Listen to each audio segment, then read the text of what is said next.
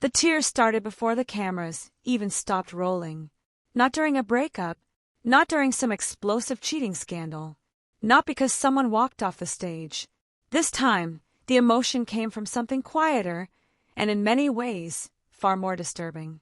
A woman sitting beside the man she says she loves, trying to defend him, while simultaneously breaking down over the very thing everyone else in the room could already see. Anger, not just frustration, not ordinary couple arguments, but what one family member described as a complete emotional transformation. A switch, a personality shift so intense that she allegedly told producers she had cried over and over again during fights that seemed to erupt out of nowhere. And suddenly, what initially looked like one of the more hopeful relationships on 90 Day, the single life, started triggering a very different conversation online. Because viewers weren't just watching another reality TV romance anymore. They were watching people ask a terrifying question in real time. What happens when love and emotional volatility collide in front of millions of viewers? And the most uncomfortable part of all, Vanja still says Tony is her person. That contradiction, that emotional tug-of-war, is exactly why this tell-all preview exploded across social media almost instantly. Because for longtime fans of the 90 Day Fiancé universe, this didn't feel like typical reality show drama. It felt personal, familiar, messy in a way that audiences recognize from real life. One minute, there's romance. The next minute, there are accusations of toxic behavior. Then tears, then defenses, then confusion. And somewhere in the middle of all of it sits a fan base trying to figure out whether they're witnessing ordinary relationship conflict or the warning signs of something much deeper. To understand why this preview hit such a nerve online, you have to understand Vanja herself. Because long before Tony entered the picture, viewers already saw someone desperately searching for emotional security. When Vanja first entered the 90 Day Fiancé franchise, audiences immediately connected with her vulnerability. She wasn't presented as a cold strategist or a manipulative reality TV villain. If anything, many fans viewed her as someone wearing her emotions too openly, too intensely, too quickly. That openness became both her greatest strength and, according to critics, her biggest weakness. Her earlier relationships inside the franchise had already been filled with heartbreak, awkward emotional mismatches, and public humiliation. One former partner allegedly claimed they were never truly dating despite months of emotional communication. Another controversy involved allegations surrounding intimate footage recorded without her consent. By the time she appeared on The Single Life, audiences weren't just watching another cast member search for romance. They were watching someone many viewers believed was emotionally exhausted, and maybe even emotionally vulnerable enough to ignore red flags in order to avoid ending up alone again. That perception followed her everywhere online. Reddit discussions about Vanja became brutally divided. Some viewers described her as kind, sincere, attractive, driven, and deeply genuine. Others accused her of rushing relationships, seeking validation too quickly, or emotionally overwhelming partners. But even among critics, there was often sympathy. Because underneath all the reality TV chaos, many people sensed something painfully human. A woman terrified that love keeps slipping away from her. And then Tony arrived. At first, he didn't look like the typical 90-day disaster waiting to happen. In fact, the relationship initially appeared refreshingly stable compared to the emotional wreckage viewers had seen before. Tony wasn't introduced as some flashy international playboy or obvious manipulator. He came across quieter, more grounded, a successful professional, someone who seemed emotionally mature enough to offer Vanja the stability she'd been chasing for years. At least on the surface.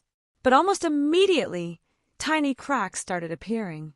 And reality TV audiences are incredibly good at spotting behavioral shifts before cast members themselves fully acknowledge them. One of the earliest warning signs came during discussions about intimacy. In an earlier preview from the season, Vanja revealed that she wanted to remain celibate for a significant period before becoming fully intimate in the relationship. She explained that intimacy was emotionally serious for her and admitted she had begun noticing differences between friend Tony and boyfriend Tony. That sentence landed heavily with viewers, because it suggested she had already started recognizing behavioral changes once the relationship became more serious. Not necessarily abuse, not necessarily danger, but change. Enough change to make her cautious. And in hindsight, fans now see that moment very differently. At the time, some audiences brushed it off as ordinary relationship adjustment. Two adults navigating emotional expectations. Nothing unusual. But after the tell-all preview surfaced, those earlier comments suddenly felt ominous. Especially when combined with scenes viewers say already made them uncomfortable throughout the season. Online discussions became flooded with reactions to Tony's behavior during specific moments on the show. One particularly controversial scene involved tension surrounding a dance class, where some fans accused Tony of becoming irrationally upset after Vanja danced socially with another man. To some viewers, it looked like jealousy. To others, insecurity. To critics, something potentially more controlling. And what made the situation more psychologically compelling was how divided the audience became. Because not everyone saw. According to the preview released by Swan, the emotional confrontation centered not only around Vanja and Tony, but around Vanya's cousin, Sunila. And family members inside reality TV franchises often become accidental truth detectors. They see behavior when cameras aren't rolling. They hear emotional breakdowns after filming ends. They witness patterns. And Sunila did not hold back. In one of the most intense moments shown in the preview, she directly told Tony, "Vanja adores you. But then when you switch to this other person, you turn into a monster." Monster. That word instantly changed the tone of the entire conversation. Not because it proves guilt, not because it confirms abuse, but because emotionally loaded language like that creates immediate alarm in audiences. And what happened next made things even more uncomfortable. Tony didn't fully deny the accusations. Instead, according to the preview, he admitted there are times where he blows off emotionally and acknowledged that Sunila was correct to some degree. That admission mattered. Reality TV viewers are used to total denial, defensive outbursts, gaslighting, blame shifting. But partial accountability often feels more believable to audiences, which paradoxically made the situation feel more serious. Then Sunila escalated further. She claimed the anger wasn't occasional. She described repeated crying episodes, frequent emotional explosions, and arguments erupting over the stupidest issues. And suddenly, this stopped feeling like ordinary reality show screaming. Because what viewers were hearing sounded painfully familiar to many people who've experienced emotionally volatile relationships in real life.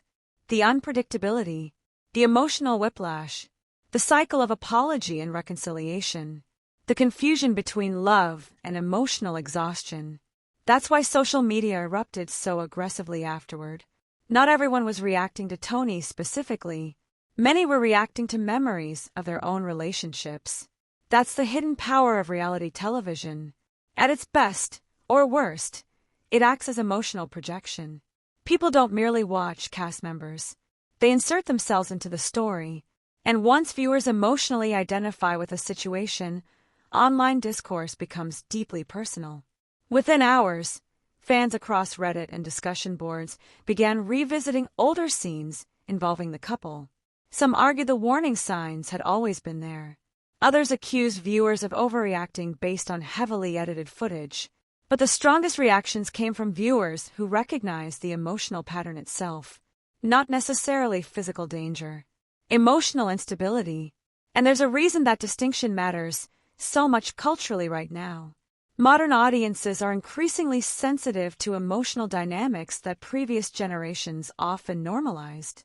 Jealousy, yelling, possessiveness, emotional unpredictability, behaviors once dismissed as passion, are now being analyzed through a completely different psychological lens. Especially online, especially among younger audiences, especially inside fandom culture. And reality television exists directly inside that cultural shift, which means every relationship becomes larger than the individuals involved. Tony and Vanja stopped being just a couple.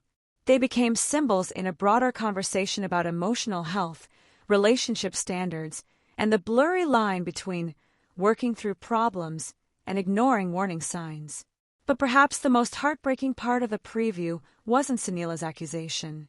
It was Vanja herself. Because through tears, after all the concerns, after the warnings, after the visible emotional exhaustion, she still looked at Tony and said, "He's my person." That sentence shattered people online. Not because it sounded romantic, because it sounded tragic to some viewers. Others defended her immediately, arguing that real relationships are complicated, emotional, imperfect, and often messy behind closed doors. They criticized social media for reducing nuanced human dynamics into simplistic labels like toxic or abusive. And honestly, that's part of what makes the story so compelling. Nobody fully agrees. Not the cast, not the viewers, not even the people closest to the relationship, and uncertainty creates obsession. Especially when millions of people feel emotionally invested in someone they've watched struggle publicly for years.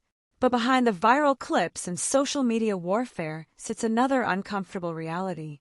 Reality television itself may be amplifying the emotional pressure. Because relationships filmed for entertainment operate inside an unnatural environment. Every disagreement risks becoming public judgment.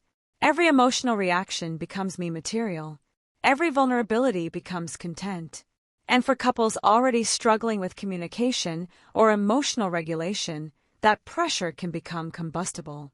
That doesn't excuse bad behavior, but it complicates the conversation. Sources surrounding the tell-all suggest host Ross Matthews himself appeared surprised by the depth of issues uncovered during the discussion. He reportedly said the conversation initially seemed positive before producers and participants began picking beneath the surface. That detail matters because it reinforces something audiences often forget. Reality TV narratives are heavily constructed. Sometimes cast members enter reunions determined to present a united front. Then emotional pressure cracks the performance apart live on camera. And when that happens, viewers feel like they're witnessing the truth emerge in real time. Whether that truth is fully accurate or not, the emotional authenticity becomes the spectacle.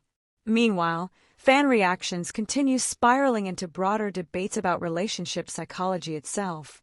Some viewers argue Vanja repeatedly gravitates toward emotionally unavailable or unstable men because of unresolved emotional patterns from earlier trauma and insecurity. Fans praise them one week, destroy them the next, diagnose them constantly, analyze every facial expression, debate their worthiness as partners.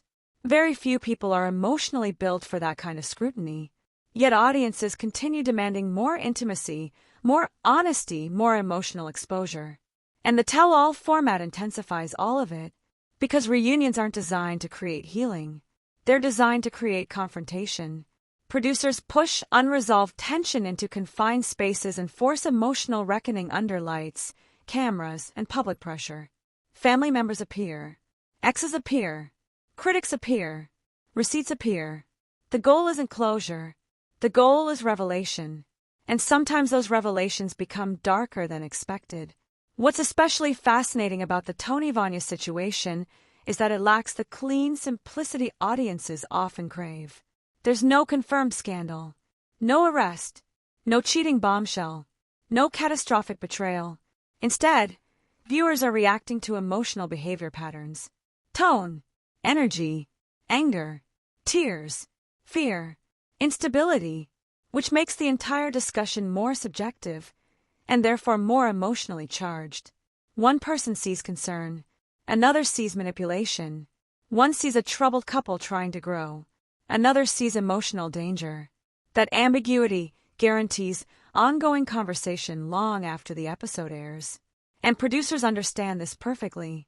The preview itself was edited almost like a psychological thriller. Tears, quick cuts, accusations, defenses, silence, emotional confession. Every frame engineered to make viewers ask, how bad is this relationship really? But there's another reason this story resonates so strongly right now. Culturally, audiences are becoming more aware of emotional abuse dynamics that historically went unnoticed or minimized.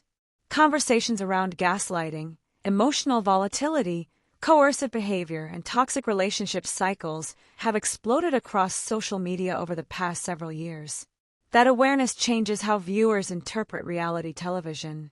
Scenes once viewed as dramatic entertainment now trigger real concern for many audiences. And networks are increasingly walking a dangerous line between documenting unhealthy dynamics and profiting from them. That tension hangs over the entire 90-day franchise. Because while viewers tune in for chaos, there's growing discomfort when chaos starts feeling too real. And according to online reactions, many fans believe the situation crossed into emotionally uncomfortable territory. Some viewers outright label the relationship toxic after seeing the preview. Others accused fans of exaggerating limited footage into psychological diagnosis. But almost everyone agreed on one thing. The emotion felt real. Not polished reality TV acting. Not stage screaming. Real pain. Real confusion.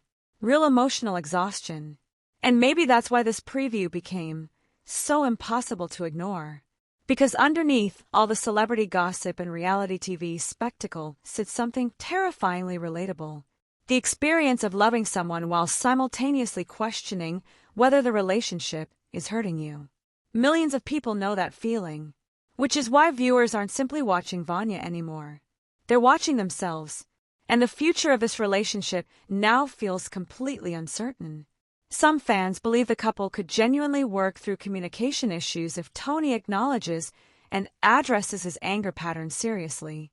Others think the emotional instability, already visible this early in the relationship, is a major warning sign for what comes later. Public reactions may also shape what happens next.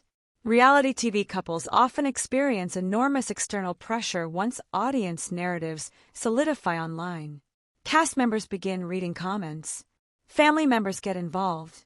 Friends weigh in publicly. Media outlets amplify clips. Fan communities dissect every interaction frame by frame. Eventually, the relationship itself becomes secondary to the public perception surrounding it. And once a couple becomes branded online as toxic, escaping that label becomes incredibly difficult, especially inside the 90-day universe.